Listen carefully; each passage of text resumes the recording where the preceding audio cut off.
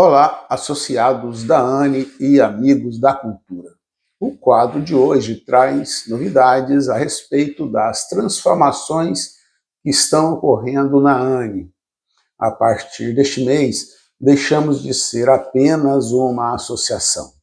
Agora somos o Instituto ANEE Cultura, uma mudança que reflete o fortalecimento de nossa missão de fomentar a arte, a literatura, o audiovisual e a diversidade cultural brasileira. Eu sou Orlando Rodrigues, presidente da ANEE, e esse é o quadro Projetos Culturais.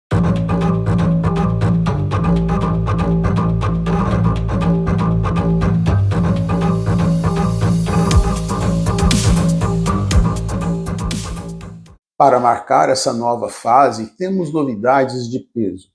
Está em fase de implantação a ANEE Web TV, mais um canal de divulgação destinado principalmente a nossos associados que poderão desfrutar de um espaço para mostrar sua produção ao público por meio da internet.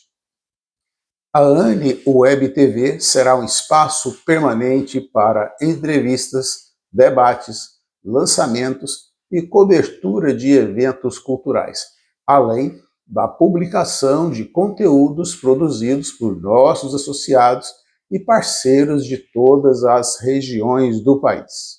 Falando em novidades, a edição de junho de 2025 da revista da ANEE já está circulando com conteúdo de tirar o fôlego, reportagens especiais, novos colunistas e uma entrevista exclusiva com o ganhador do Oscar 2025, Walter Nicoletti, que venceu na categoria de melhor curta de animação.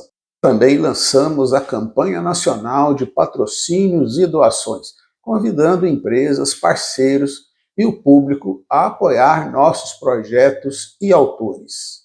Toda contribuição fortalece o ecossistema cultural e nos permite ampliar nosso alcance. Nosso apoio aos associados segue firme e crescendo. Através desse apoio, dezenas de projetos foram aprovados nas leis de incentivo à cultura, tanto a Lei Rouanet como a Lei do Audiovisual, comprovando a eficácia do suporte técnico e institucional que oferecemos. Por fim, o canal da ANEE na rede ou TV entra em uma nova fase, com quadro reformulado, programação inédita, participação de artistas de diversas áreas culturais, exibição de filmes e documentários e, agora, com 1 hora de duração. O canal da ANEE vai ao ar toda sexta-feira, às 22 horas, na rede ou TV, e é um espaço aberto para criadores independentes. Acompanhe, participe e divulgue. O Instituto ANEE Cultura é de todos nós. Até um próximo vídeo.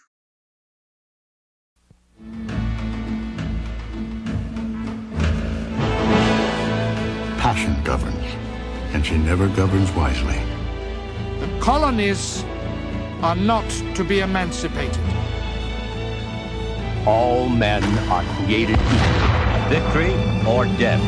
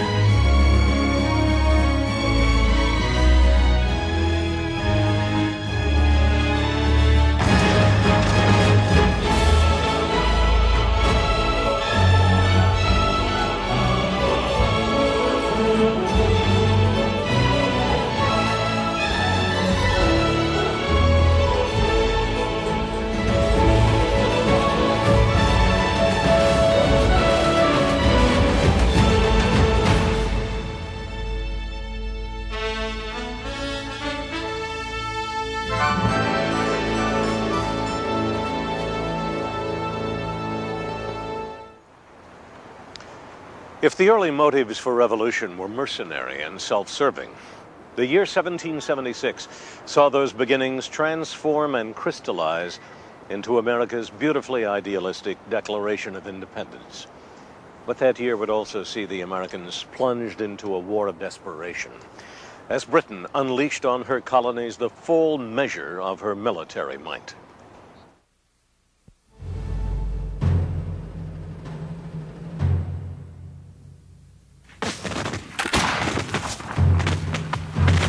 At the same time, American rebels were fighting British regulars at the Battle of Bunker Hill. The Continental Congress was in session here at Philadelphia's Independence Hall, formerly Pennsylvania State House. John Adams believed he had the key to enticing an equivocal Congress into supporting the army that had formed around Boston. And the key was a man.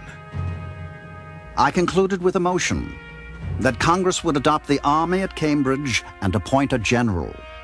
I had no hesitation to declare that I had but one gentleman in mind for that important command, and that was a gentleman from Virginia, John Adams. The gentleman was George Washington, who had attended the convention wearing his scarlet and blue Virginia militia uniform, as if advertising his availability for military service.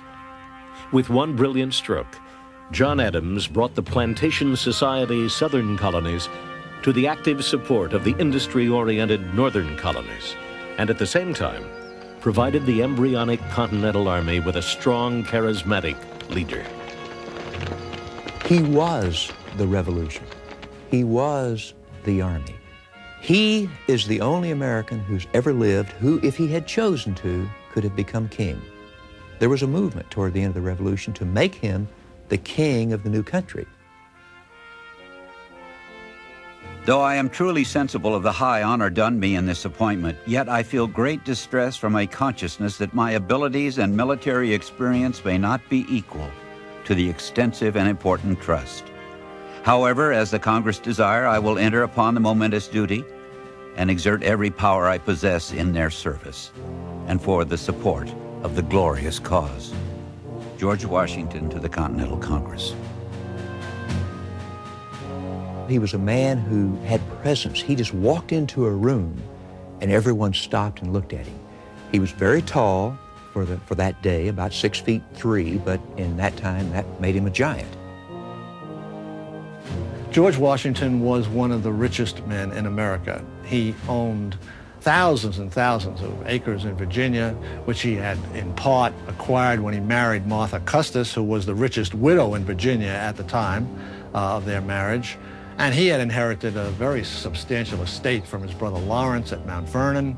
And also he owned thousands of acres in the West, which he had acquired as bounties for his service in the French and Indian War. And it only proves, I think, that the American Revolution was unique in this respect. It wasn't in any sense an attempt to overturn the existing class structure. It was really a war fought to protect rights and privileges and property which Americans felt they possessed as free-born Englishmen. At his Mount Vernon home, Washington presided over an estate that sheltered and utilized the labors of over 300 hired workers and slaves. He was a tough character. He wasn't this old man on a dollar bill that we think of now. He stood as straight as an Indian, you know, and men just worshipped him. He'd drink and he liked to gamble and play cards, and when he got mad, he could cuss the paint off the walls. You had prepared me to entertain a favorable opinion of him, but I thought the one half was not told me. Dignity with ease and complacency, the gentleman and the soldier look agreeably blended in him. Modesty marks every line and feature in his face. Abigail Adams on meeting George Washington. Everyone said he was extraordinarily graceful, the best horseman of the day. He was powerful. He inherited his father's strength. He didn't speak a lot. He was very self-effacing for two reasons. One, that was just his personality. He was not a pushy person. The other is his teeth were very bad. Even as a young man, they were rotting out. And that always embarrassed him a little, so he kept his mouth shut. You see the paintings of him with his lips clenched together. My dearest, I am now set down to write you on a subject that fills me with inexpressible concern. It has been determined in Congress that the whole army raised for the defense of the American cause shall be put under my care, and that it is necessary for me to proceed immediately to Boston to take up command of it. George Washington to his wife, Martha. 2 weeks after the Battle of Bunker Hill, Washington rode to Cambridge and officially took command of the Continental Army. He kept the British trapped in Boston and its harbor for months, while he watched his new army, largely composed of independent and undisciplined state militiamen, dwindle by desertions and enlistment expirations. Such a dearth of public spirit and want of virtue, such a dirty mercenary spirit pervades the whole that I should not at all be surprised at any disaster that may happen. Could I have foreseen what I have and am likely to experience, no consideration upon earth should have induced me to accept this command. George Washington, October 29th, 1775. Nevertheless, enough old militia re-enlisted, and enough new militia appeared in the next months to hold the shoestring army together. Washington moved his forces onto the heights of the Dorchester Peninsula, where he could overlook the British, but he could not threaten them. He had no heavy artillery.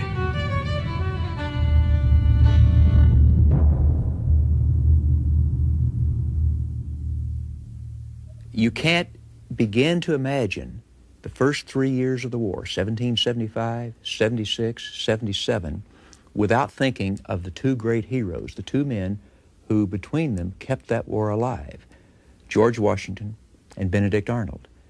Both were great warriors, both were magnificent motivators of soldiers, both had physical courage on the battlefield, both did great things. Benedict Arnold is one of the great enigmas in American history. The reason his treason was so traumatic is because he was such a great hero. In May of 1775, Benedict Arnold, a successful Connecticut merchant whose name is now synonymous with traitor, had a plan that would supply the Patriots with the cannon and munitions they desperately needed. Far up the Hudson River, on the southern end of Lake Champlain, lay a dilapidated, undermanned British fort from the French and Indian War, known as Ticonderoga. Arnold persuaded the Massachusetts Committee of Safety to allow him to take up to 400 men to Ticonderoga, with the intent of capturing it and its scores of heavy cannon. On the way to do this, he discovered that Ethan Allen was going there on his own. So he went ahead, just himself and one person, and joined Ethan Allen. Ethan Allen was a frontier giant and vigilante who commanded the hills of Vermont with his Green Mountain Boys. Hartford, Connecticut citizens commissioned him and his cohorts as the perfect guerrilla force to take the fort. Arnold and Allen didn't get along at all. They fought. They didn't like each other personally. They disagreed over who was in charge, and it was confusing. To take Ticonderoga, as it turned out, was a piece of cake. The British defending it hadn't heard about the fighting in Lexington and Concord, so except for one guard, they were all asleep. By the time the alarm was spread, the Americans were inside the fort. They had, at bayonet point, all the British, and they surrendered it. No loss at all. The fort was now in American hands, but the transport of the cannon to Boston would require the vision and perseverance of a 280-pound Boston bookseller, Henry Knox. Although he had gained his knowledge of weapons entirely from books, Washington was enough impressed with his mind to make him commander of artillery. I have made 42 exceeding strong sleds and have provided 80 yokes of oxen to draw them. I hope in 16 or 17 days' time to present your excellency a noble train of artillery. Henry Knox to Washington. In a legendary feat, the fat bookseller dragged more than 50 cannon through wintry New England mountains to their destination in Boston. Now Washington had his big guns. Once Washington got his hands on these cannon from Fort Ticonderoga, he was ready to act. And in the dark of the night, he emplaced a substantial number of them on the Dorchester Peninsula. And the British awoke one morning and they stared up, and here were these guns ready to fire right down their throats.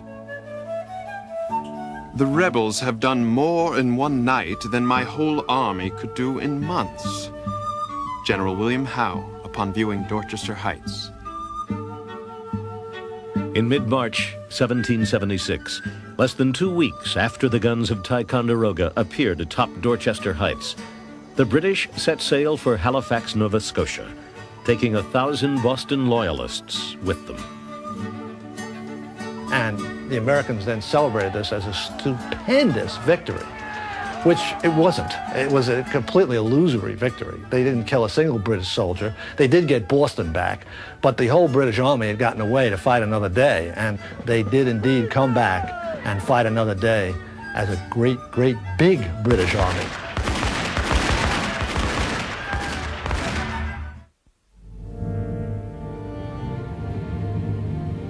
Because 13 colonies became independent, there's a sort of sense of inevitability, as though the modern United States was an actual unit.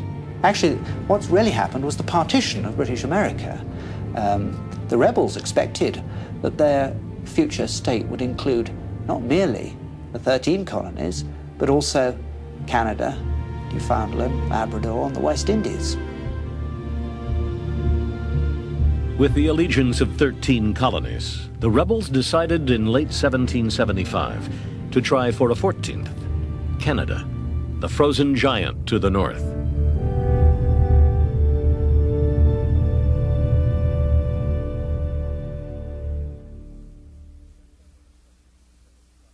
In September of 1775, General George Washington commissioned one of the heroes of Ticonderoga, Benedict Arnold, to travel to Canada through Maine with 1,100 troops and take the fortress city of Quebec. You are entrusted with the command of the utmost consequence to the liberties of America. Upon your conduct and courage, and that of the officers and soldiers detached on this expedition, not only the success of the present enterprise and your own honor, but the safety and welfare of the whole continent may depend. George Washington. Arnold would be part of a two-pronged attack. General Philip Schuyler and General Richard Montgomery would lead a force of 1,200 men from Fort Ticonderoga to Montreal, then push down the St. Lawrence to meet Arnold at Quebec. Though Montgomery's approach would prove to be difficult and dangerous, Arnold's march through the Maine wilderness would be epic.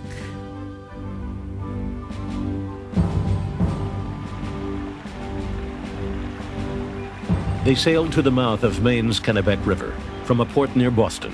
This was the true start of the 385-mile wilderness trek to Quebec. Arnold's march to Quebec is truly one of those great dramas of the Revolution. It has to go down in history as one of the great feats of leadership on one hand, and the overcoming of tremendous obstacles and the willingness to accept great privation and pain, even starvation on the part of the people who went along with him. They pushed up the Kennebec in rough 200-pound bateaus, which had to be portaged around the river's many waterfalls. You would have taken the men for amphibious animals, as they were a great part of the time underwater. Benedict Arnold.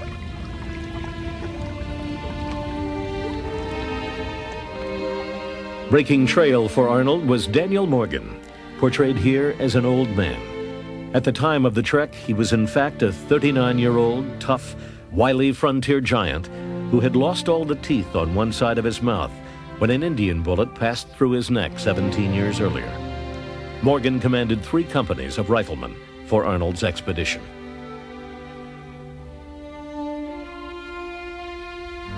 By the end of October, the northern winter was upon them, and their supplies had run out.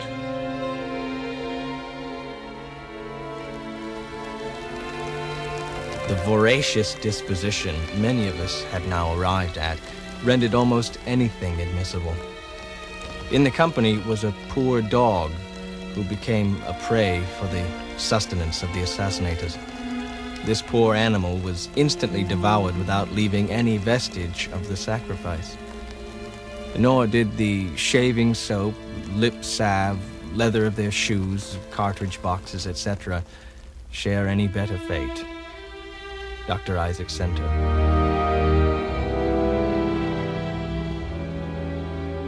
Half of them or more didn't make it. They died along the way of disease or starvation, or they gave up and went back.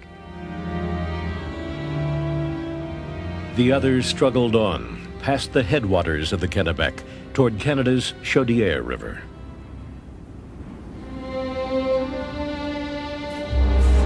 They wade through the mire to the foot of the next steep and gaze up at its summit, contemplating what they must suffer before they reach it. They attempted catching at every twig and shrub they can lay hold of. Their feet fly from them. They fall down to rise no more. Private George Morrison. But for Arnold's own personal leadership and his own endurance, they may not have made it. As this entire group was about to freeze to death, to die of exposure, he and a few hand-picked men raced on ahead, got into the French settlements on the Canadian side, got food, and returned it to the men. I have been deceived by every account of our route, which is longer and has been attended by 1,000 difficulties I never apprehended. But if crowned with success, I shall think it but trifling. Benedict Arnold.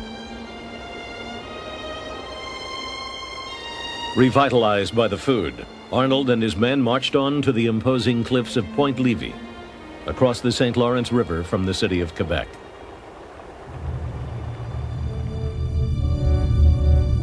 Canada really was a river, the St. Lawrence, and two cities, Montreal and Quebec. The second prong of the American attack on Canada had captured the smaller, less important city of Montreal. Ironically, this feat may have prevented Arnold from taking Quebec, the key to Canada. The day before he would have launched his attack with scarecrows, but still a stronger force than the British had, British troops escaping from Montreal, which had been captured, came into the citadel, and that made the garrison too strong for Arnold to take. That was the point at which the fate of modern Canada was settled. If the Americans had captured Quebec, it's most unlikely they would ever have been dislodged. Arnold bided his time. The second prong, now under Montgomery, reached Quebec 3 weeks later. The two commanders decided to wait for a blizzard and launch a sneak attack on the fortressed city at night. They got their chance on New Year's Eve, 1775. Arnold would come from the north. Montgomery would approach from the south, around the precipice of Cape Diamond, where massive chunks of ice would cause his men to proceed in single file.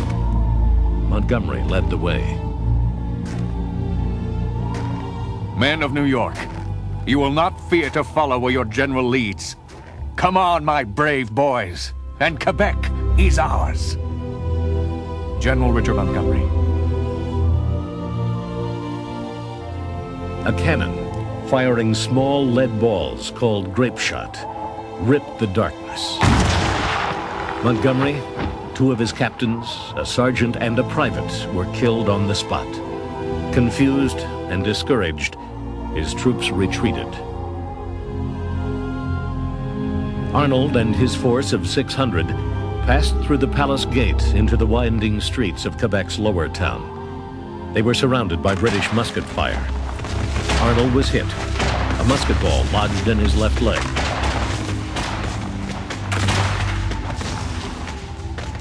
The loss of blood rendered me very weak. As soon as the main body came up, I returned to the hospital. Near a mile, on foot, being obliged to draw one leg after me, and a great part of the way under the constant fire of the enemy. Benedict Arnold.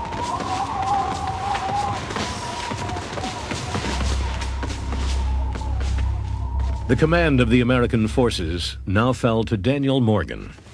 Through daring and fierce fighting, he took hundreds of prisoners.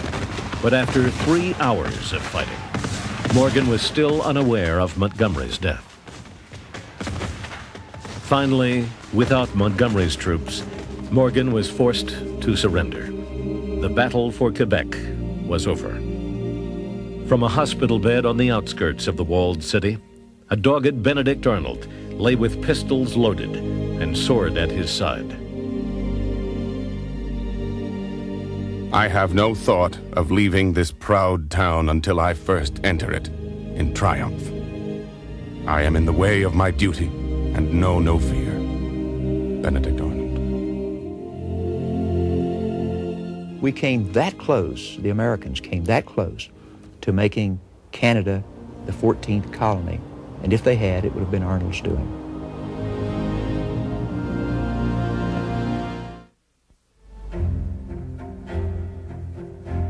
Upon his return to Philadelphia from England in May of 1775, Benjamin Franklin found the signs of war all about him. He devoted himself to the work of the Patriot cause. Benjamin Franklin was a very unlikely revolutionary.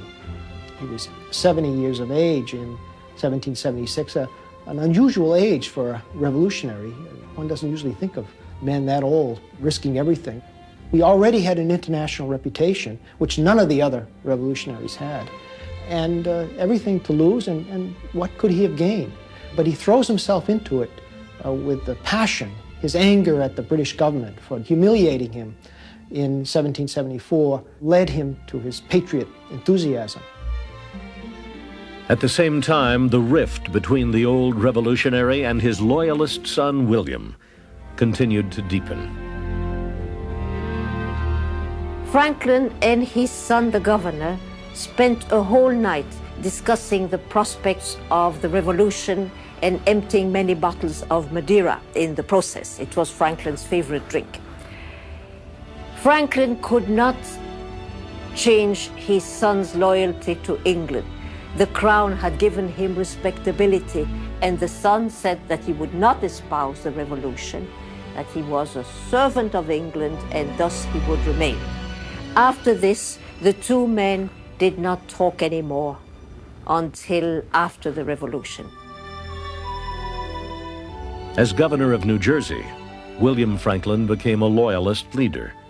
His revolutionary father became a member of a select 5-man committee responsible for drafting one of the most significant documents ever written.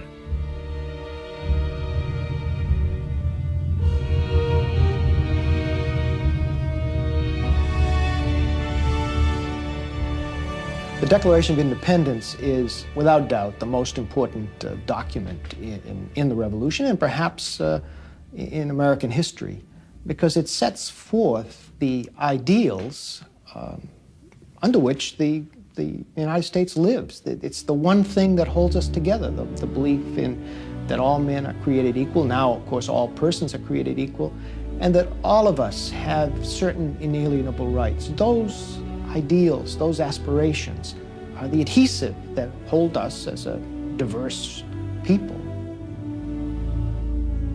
Many of the rebel leaders were reluctant to declare independence. In July of 1775, the American Congress even sent a conciliatory proposal directly to George III. John Adams dubbed it the Olive Branch Petition, but the English king refused to receive it and instead sent to America a belligerent proclamation. Whereas many of our subjects in diverse parts of our colonies and plantations in North America, misled by dangerous and ill-designing men, and forgetting the allegiance which they owe to the power that has protected and supported them, have at length proceeded to open and avow rebellion. We do accordingly strictly charge and command our officers and all others our obedient and loyal subjects, to use their utmost endeavors to withstand and suppress such rebellion. George III, August the 23rd, 1775.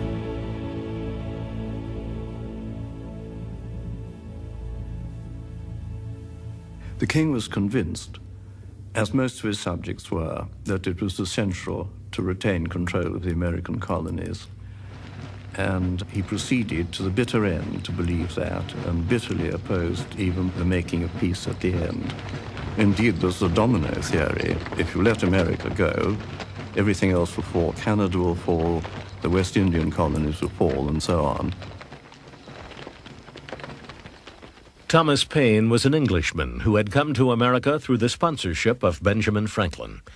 Early in 1776, he wrote an enormously successful piece of propaganda called Common Sense, the first major public call for independence. In months, the 47-page pamphlet had sold 100,000 copies.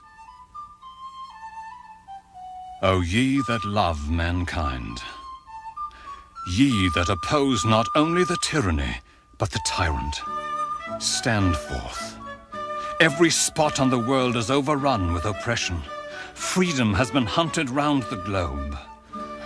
Oh, receive the fugitive and prepare in time an asylum for mankind.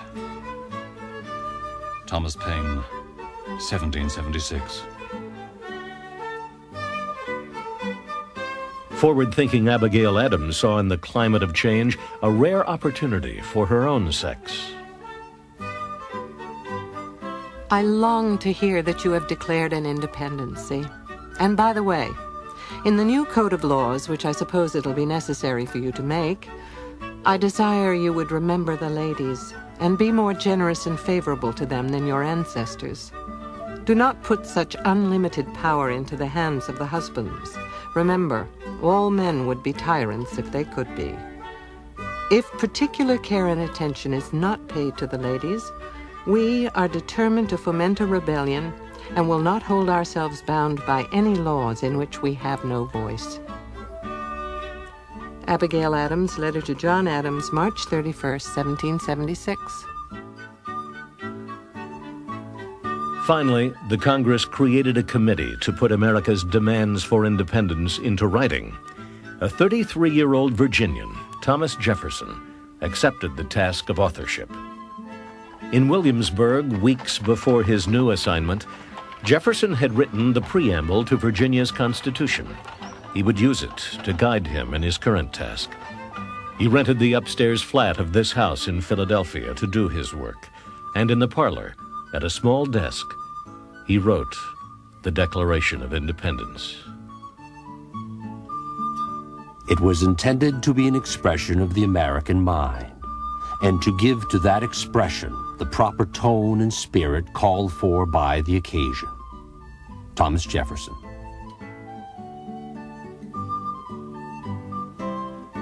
Jefferson believed Franklin should have written the Declaration, but the world-wise old diplomat shied away from such things.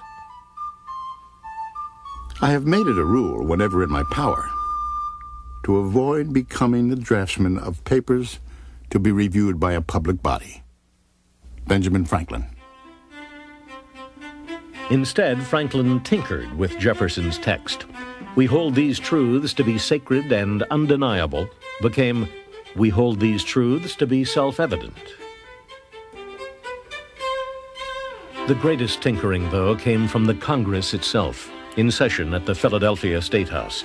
Jefferson's original draft contained a passionate condemnation of the slave trade. Jefferson was a slaveholder who hated slavery. He wanted to abolish it. He moved at various times in the state legislature of Virginia, in the Continental Congress, to try to make inroads against this institution. But of course, he himself was always a slaveholder and was never able to free more than a half dozen or so of his own slaves, which numbered at one point around 200. So that inconsistency gnawed at him throughout his whole life. Jefferson's declaration was approved on July 4th, 1776, only after the condemnation of the slave trade was deleted. How is it that we hear the loudest yelps for liberty among the drivers of Negroes? Samuel Johnson, English writer. For Benjamin Franklin, the day of independence was bitter with personal loss. On July 4, 1776, troops came in and led William Franklin away from his governor's mansion and took him to jail to Litchfield, Connecticut, where he stayed for about 2 years.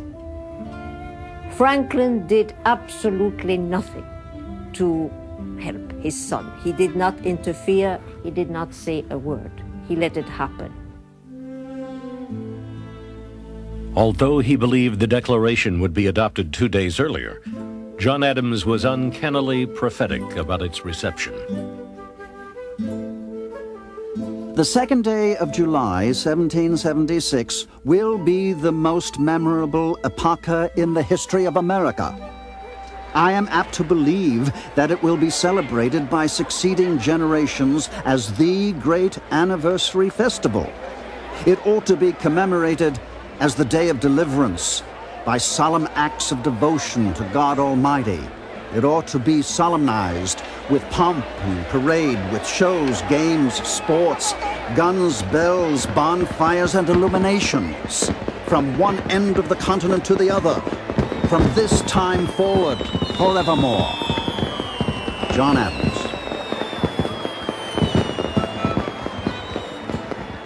Even if the Congress didn't seem to remember the ladies, Abigail Adams was swept up in the euphoria of a new beginning. The bells rang, the cannon were discharged, and every face appeared joyful. After dinner, the king's arms were taken down from the State House, and every vestige of him from every place, and burned. Thus ends royal authority in this state, and all the people shall say, Amen. Abigail Adams, on a reading of the Declaration at the State House in Boston. On July 9th, Washington had the Declaration read to his troops.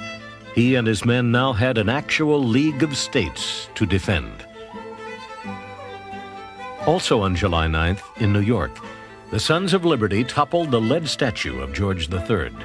They melted it down and cast 42,000 Patriot bullets. I am well aware of the toil and blood and treasure that it will cost us to maintain this declaration and support and defend these states. Yet through all the gloom, I can see the rays of ravishing light and glory. I can see that the end is more than worth all the means, and that posterity will triumph in that day's transaction. John Adams.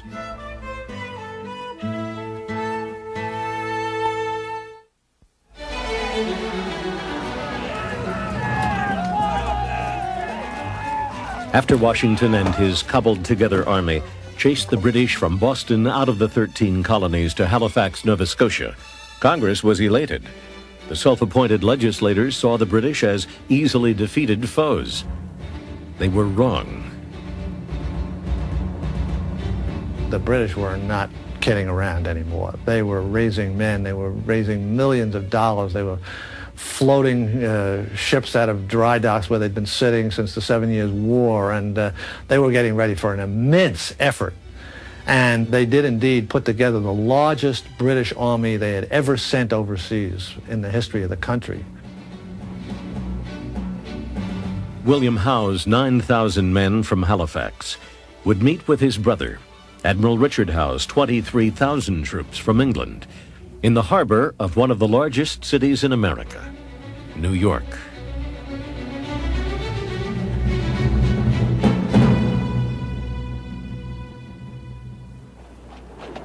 New York of 1776 was a city of 25,000 people. The city itself was a very busy seaport. and a very prosperous city. It was almost all on the lower end of Manhattan Island. New York was really the key to the continent. It had this magnificent harbor that was ice-free almost the whole winter. Anybody who had New York was in a very good position to win the war, and the British could see that. So could Washington. Anticipating Howe's move, Washington marched the Boston Army to New York to join forces already there. By mid-year, he stood ready to meet any British advance with 23,000 men, almost two-thirds of them untrained state militia. The battles around New York really were a series of disasters for the Americans. It was just one defeat after another, retreat after another. And of course the militia proved to be totally undependable, and not only they wouldn't fight, but they went home in droves by the thousands. These guys just didn't feel the slightest need to stay. Nobody was going to shoot them or court-martial them or anything. They just picked up their guns and went home. When we see Washington in New York, we see him reaping the bitter fruits of the lies that the Americans told about Lexington and Concord. The idea that the simple farmers could leap from their fields and defeat these British regulars had more or less blocked Washington's proposal to the Continental Congress that he raise an army of 40,000 men for the duration of the war. No, no, no, the Continental Congress said to Washington. You can't have a big regular army. All you need is a relatively small regular army, and they can only serve for 1 year, because that's all a virtuous American can be expected to sign away his liberty for. Among those short-term recruits was lanky 15-year-old Joseph Plum Martin from Milford, Connecticut. But his 6-month enlistment would turn into 6 years, and he would see action in many of the major battles of the war. I have here an 1830 first printing of Joseph Plum Martin's book, which he called A Narrative of Some of the Adventures, Dangers, and Sufferings of a Revolutionary Soldier, written by himself. Martin, when he wrote the book, was a 70-year-old veteran of the whole of the Revolution. He is incredibly accurate. He's given us the only complete autobiography of a Continental soldier. Martin first snuffed a little gunpowder, as he phrased it, at the Battle of Long Island, when the British finally attacked and routed the Americans at Brooklyn Heights.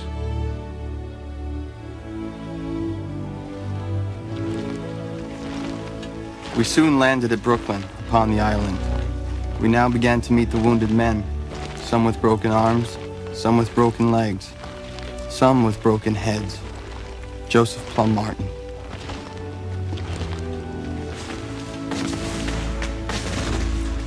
With Joseph Plum Martin's first battle also came his first taste of defeat.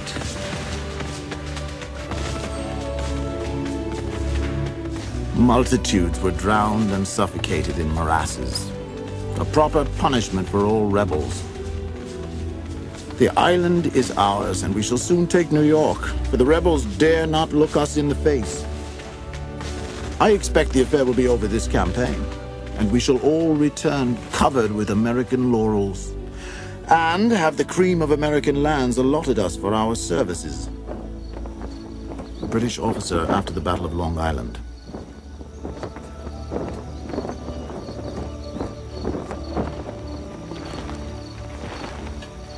Unwisely, Washington had divided his army between Long Island and the island of Manhattan.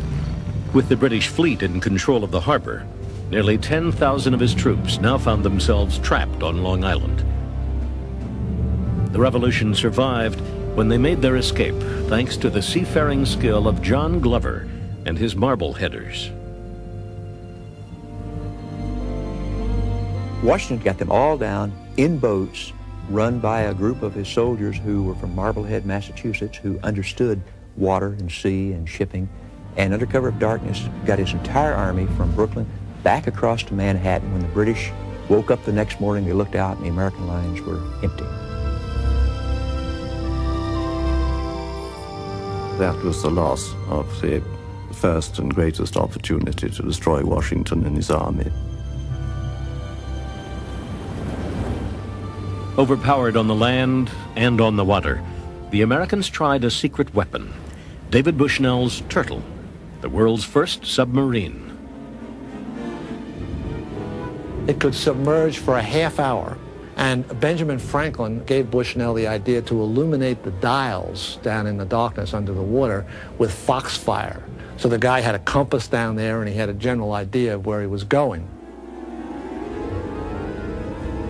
With a detachable time bomb at the tip of the submarine, Bushnell's pilot set out to destroy the British fleet.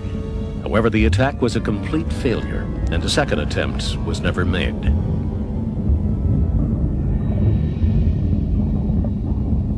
For 2 weeks, Howe refused to move on the Americans on Manhattan Island.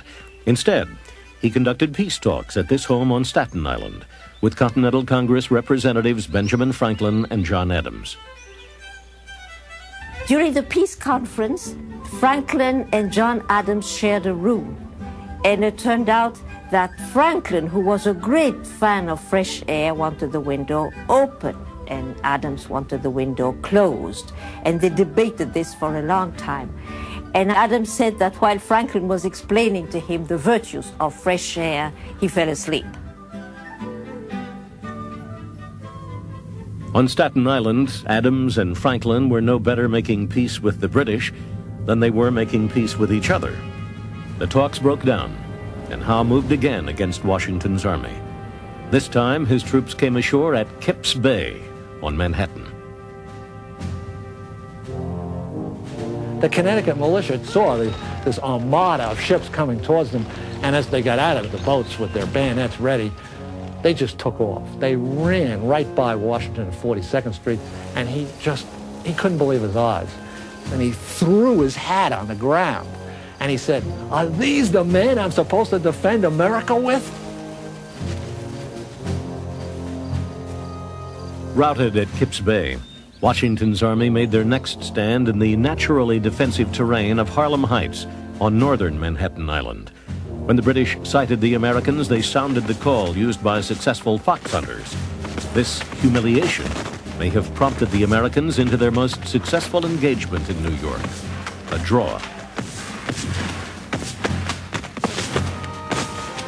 Such is my situation, that if I were to wish the bitterest curse to an enemy on this side of the grave, I should put him in my stead with my feelings.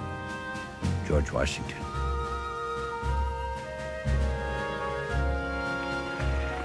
Howe finally chased Washington north out of New York City and up to the village of White Plains. Here at the end of October, Washington would meet the British again. But the real damage would take place at Forts Washington and Lee, twin encampments on the Hudson designed to keep the British from sailing up the broad, vital river. While he's up in White Plains, Howe draws almost all his army back to Fort Washington, and he executes this absolute masterpiece of an assault on Fort Washington. They bombarded it from all sides, and they just, in a half hour, they utterly and totally demolished the American defenses, and the whole 3,000 men and all these precious cannon, over 100 cannon, surrendered. 4 days later, General Charles Cornwallis, with 4,000 men in flatboats, attacked Fort Lee, high up on the Hudson Palisades. The Americans escaped this time, but the fort and all of its stores fell into British hands. No man, I believe, ever had a greater choice of difficulties and less means to extricate himself from them. George Washington. By the end of 1776, New York, its harbor, and the vital Hudson River belonged to the British.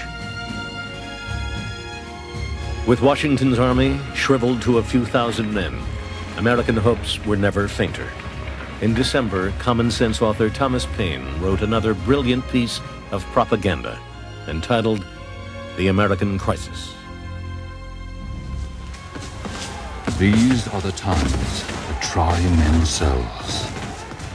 The summer patriot will, in this crisis, shrink from the service of his country. But he that stands it now deserves the thanks of man and woman. Tyranny, like hell, is not easily conquered. Yet we have this consolation with us, that the harder the conflict, the more glorious the triumph. Thomas Paine.